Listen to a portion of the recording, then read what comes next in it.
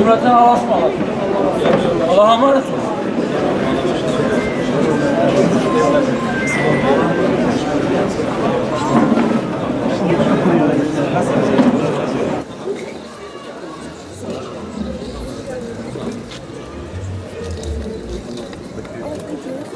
Allah razı olsun. Allah'a emanet olun.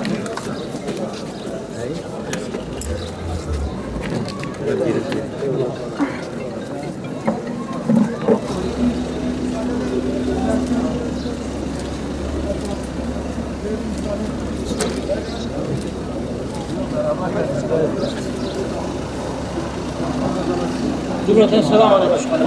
Selam. Ayarladık.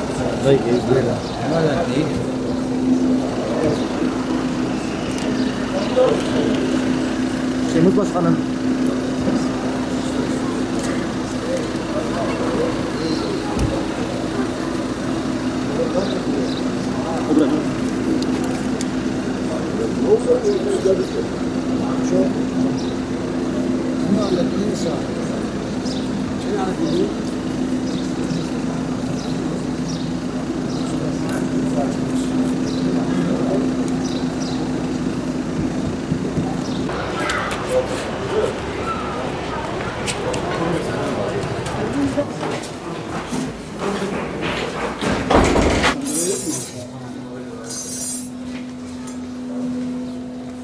Selamünaleyküm.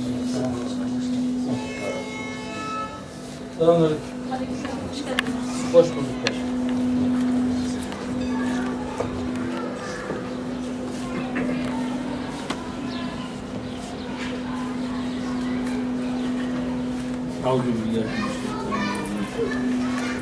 Bismillahirrahmanirrahim. Elhamdülillahi Rabbil alemin. Esselatu vesselamu ala Resulina Muhammedin ve ala alihi ve sahbihi ecma'in. Azamallahu ecrakum ve ahsana azakum ve gafarallahu lillakum. Allahümme la tahzimna ecrakum ve la tuftina ba'dahu ve gafir lana ve lekum bi hurmetil Fatiha. İnşallah şehit olur. Rabbim onu cennetiyle mükafatlandırsın. Sizleri cenneteler bir araya getirsin inşallah. Rabbim bizleri de onun hayrından, şefaatinden mahrum eylemesin inşallah. Allah sizlere sabır cemil ihsan etsin. Allah hakkını bırakmayacaktır inşallah. Fakat sizin imtihanınız ağırdır. Hepimiz için imtihandır. Belki bu musibetin ağırlığını en fazla siz hissedeceksiniz. Ama bizim Allah'tan dileğimiz bu musibetin ağırlığıyla orantılı, onunla mütenasip bir şekilde Allah-u Teala size güzel bir sabır versin inşallah. İnşallah vermiştir de. Dünya mülkü kimseye kalmıyor. Biz bir imtihan diyarındayız. O imtihanı bitirdi, erken gitti. Bir gün biz de gideceğiz. İnşallah o gittiği yerde onu başı diktir. Gittiği yerde inşallah onun imtihanı kolaydır, onun hesabı kolaydır. Çünkü o Rabbim Allah'tır dediği için üstelik namazdayken, Allah'ın huzurundayken zulmen öldürür. Allah sabır versin.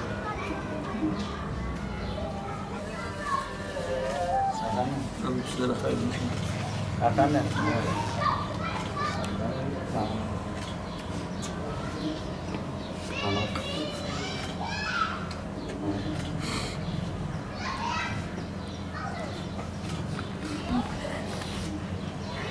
Allah senden razı olsun başım. Allah'ın evinde bozuk istiyorum. Tabii yerde kalmasını istiyorum. Davam nerede? Her zaman davam nerede? Seviyor sağ ol. Sağ ol, Allah razı olsun. Allah affet eylesin. Allah sabır versin. Sağ ol, Allah razı olsun. Allah sabır versin.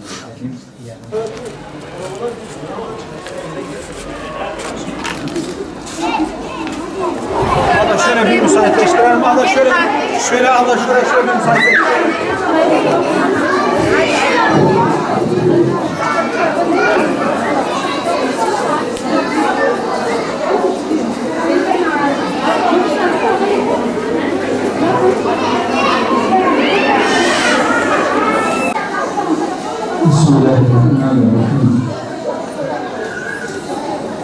الحمد لله رب العالمين والصلاة والسلام على رسولنا محمد وعلى آله وصحبه أجمعين.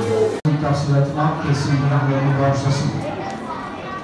Fakat bu kardeşimiz üstelik namaz esnasındayken zulmen öldürülüyor ve mevcut tahsilatı eksiği günahı neyse katili onu da kendi sırtına yüklendi. Bunu tertemiz bir şekilde Rabbine uğurladı. Rabbim şehadetini mübarek eylesin.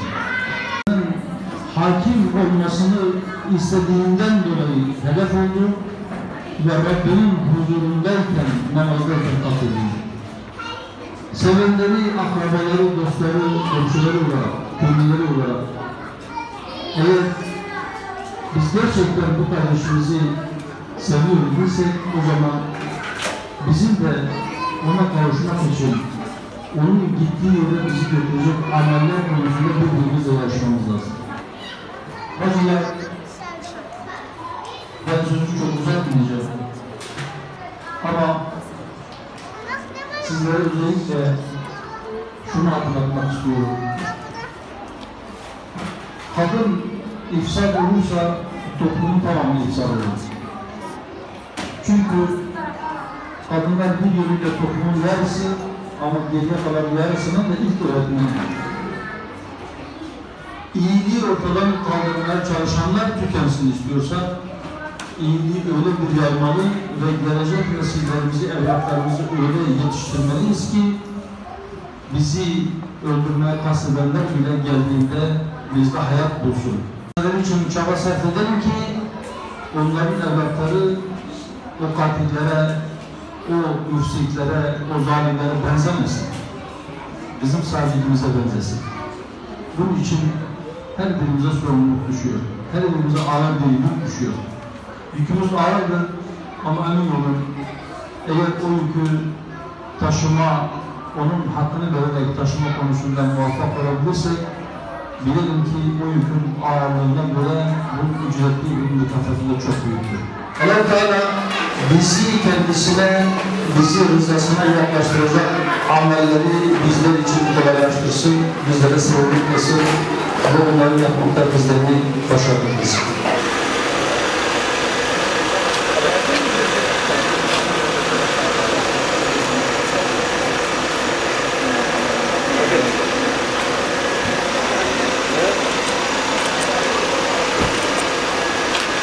Osman.